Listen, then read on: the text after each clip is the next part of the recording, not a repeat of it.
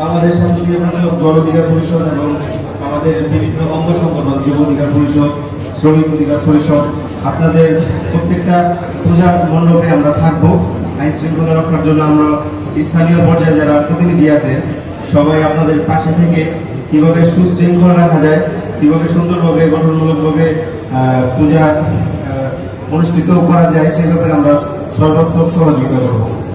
আর পাশাপাশি আজকে আমরা শুধু পূজা রিলেটেড একটু অপ্রকীয় কথা বলতে চাই ছোট করে, সেটা হচ্ছে আজকে যেহেতু আজকে আইন শৃঙ্খলা সভা, এখানে মোটামুটি আমাদের ক্যান্ডিডেটের সব প্রত্যেকটা ডিপার্টমেন্টের হেড আছেন। তো আমি ছোট্ট করে একটা কথা বলতে চাই যে কেরানীগঞ্জের মধ্যে মোটামুটি আইন শৃঙ্খলা মারাত্মক অবনতি হয়েছে। তো এটা কিভাবে কি করা যায় আমরা সবাই আপনাদের সাথে কাজ করতে চাই।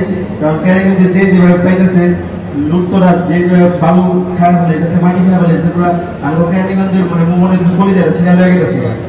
তো আমরা আপনাদের পাশে চাই, আমরা আপনাদের সহযোগিতা করব। প্রশাসনের একটা ভালো ভূমিকা আমরা চাই কেরানীগঞ্জের ভিতরে, আমরা আপনাদের পাশে আছি।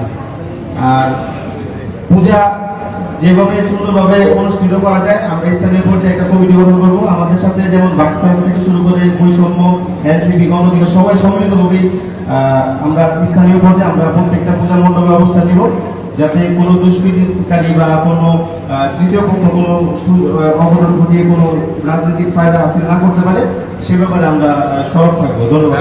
আসসালামু আলাইকুম। ধন্যবাদ।